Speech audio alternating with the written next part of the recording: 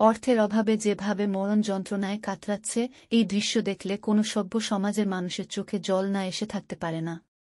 কিন্তু এই সমাজে গরিব মানুষের জন্য কাঁদবে এমন লোকের সংখ্যা অতি নগণ্য। যেখানে সরকারি সাহায্য পৌঁছতে মাসের পর মাস লেগে যায়, সেখানে জালাল খেদমত আল ইনসান ফাউন্ডেশন খবর পাওয়ার সঙ্গে সঙ্গে পৌঁছে যাচ্ছেন আক্রান্ত কিংবা গরিব দুস্থের বাড়িতে।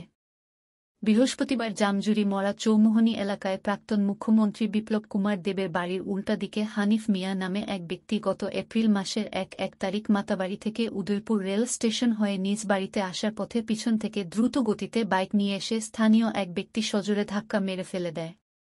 এতে হানিফ মিয়ার ডান পায়ের ২ জায়গায় হাড় ভেঙে চৌচির হয়ে যায়। এদিন ছিল মুসলিমদের রমজান ঈদ।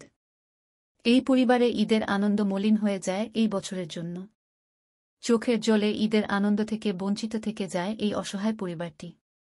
টাকার অভাবে এতদিন চিকিৎসা করাতে পারেনি।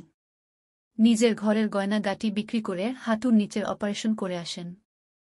হাঁটুর উপরের মূল অপারেশনটি টাকার অভাবে আজও করতে পারেনি। চিকিৎসা করতে অনেক টাকার দরকার।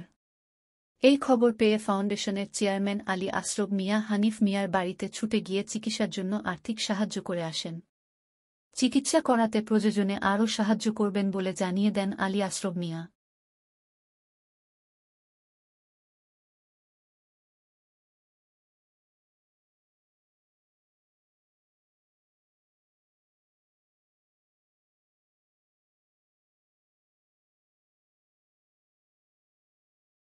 বলছে দুর্ঘটনাটা এই আমরা রোজার ঈদের দিন। আচ্ছা, হ্যাঁ, রোজার ঈদের দিন 11 তারিখ। কয়টার সময় ঘটনাটা? এটা বিকাল 4টা। আপনি কোত্থেকে কোথায় আসছিলেন? আমি মাতারবাড়ি থেকে রেল স্টেশন আইতাম নিছিলাম।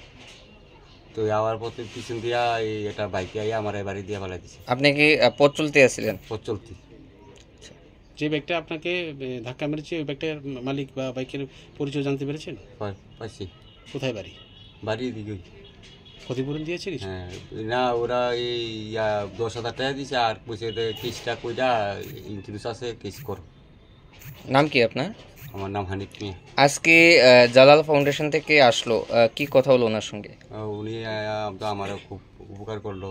উনি 10,000 টাকা দিছে, কইছে আগে আরও যোগাযোগ করানোর লাগে মোবাইল নাম্বার দিছে, বা যোগাযোগ করতাম, অসুবিধা হইলে ওনার কথা কইতাম। এদিকে আসার কারণ হইল রাজদনগর মরা চমুনি আর কি। তোমার নাম কি জানা? হানিফ মিয়ার বাড়িতে আইলাম। আমি একটা খবর পাইছি উনি কিছুদিন আগে বাইকে অ্যাক্সিডেন্ট করছিল উদয়পুর রেল স্টেশনের সামনে। তো করার পরে ওনার পাউডা 2 সাইডে ভাঙ্গা গেছে, এটা ভাঙ্গা গেছে পুরা, এটাও পুরা ভাঙ্গা গেছে। দেখো তো টাকার জন্য অপারেশন করতে পারতেছে না। তা আমার যে কোনো সুসরে একটা কইছে যে একটু হেল্প করার লেগে। তা আমি হের বাড়িতে আইসি, হেরও দেখতে গেলাম, 10,000 টাকা দিয়ে গেছি হ্যাঁ অপারেশন হওয়ার লেগে।